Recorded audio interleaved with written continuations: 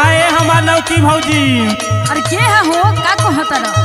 अरे देखा संगी सपाटी का टोली लेके तोहरा द्वार पे आ गल बने केवाड़ी बंद के घर में लुकाइल बालू। अरे हटबा की ना।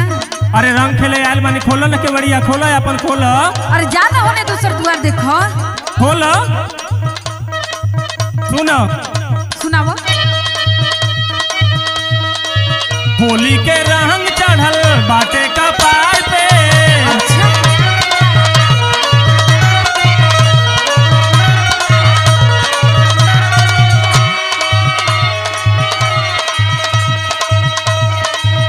आइल बा देवर भौजी तोहरा दुआर पे।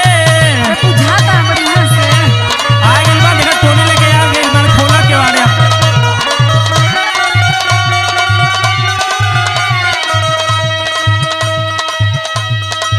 होली के रंग चढ़ल बाटे का पार पे। आइल बा देवर भौजी तोहरा दुआर पे। जल्दी से खोल दा केवाड़िया हो केवाड़िया हो।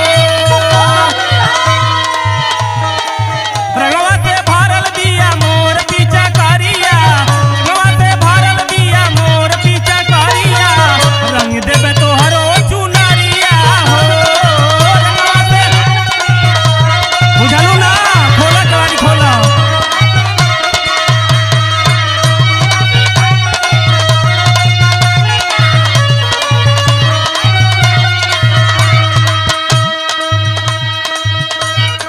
अच्छा रंगे आइल बड़ो। हाँ हो हाँ और कैसन तो तोहार जीव फंसदा कुछ पीले तो नहीं खाना। का करबू कई टोली मोहल्ला में से खेलत खेलत तोहरा दरवाजे पे आयल वाली रंग अभी इतना चढ़ गिल बा कपार पे लहरी आई है ये ना। अरे तब तो एको ना खोल दरवाजा हम। खोल तनी सुना सुनाव। पीके तू आइल बाड़ो देवर सदा हो।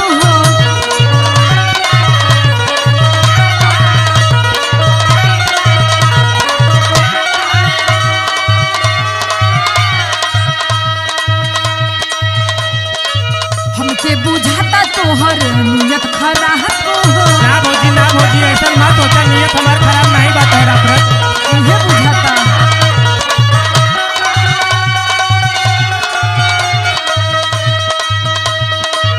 तोहर नियत में खोट लगता। ना ऐसा मत समझा भौजी ऐसा मत समझा ना। के तू आइल बाड़ा देवर सदा हो। हमके बुझाता तोहर नियत खराब हो। हमरो पास से वो सकलिया हो बगलिया हो। भीरू ना सट हटवनिए तू देवर। भीरी ना सट हटवनिए तू देवर हो। तो से अब खेलब नहीं होलिया हो। खेले दा भौजी खेले दा हमरा की होली खेले दा।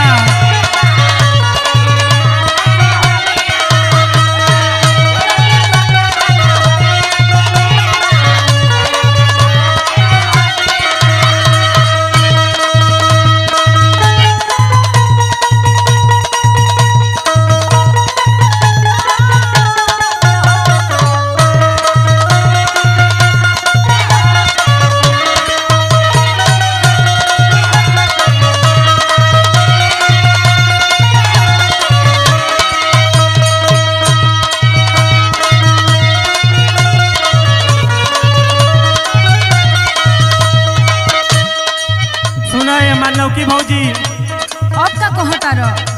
तोहरा के रंग कहाँ कहाँ डालब और कैसे डालब सुन। सुनावो।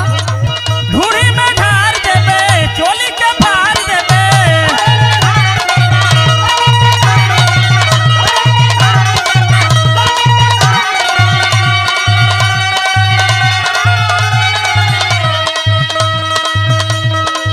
ढूढ़ी में ढार देबे चोली के फाड़ देबे।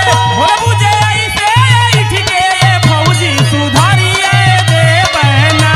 कि लहंगा लसरिए देबे ना।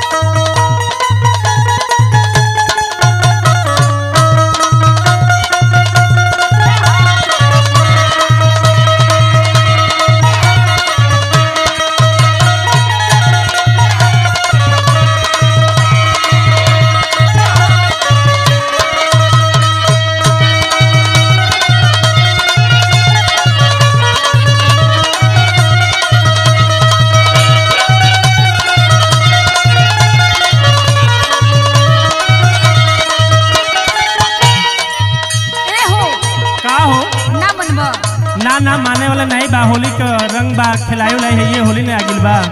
अच्छा हाँ अगर ना मन तो रंगिए लो। अच्छा सुना सुनाव।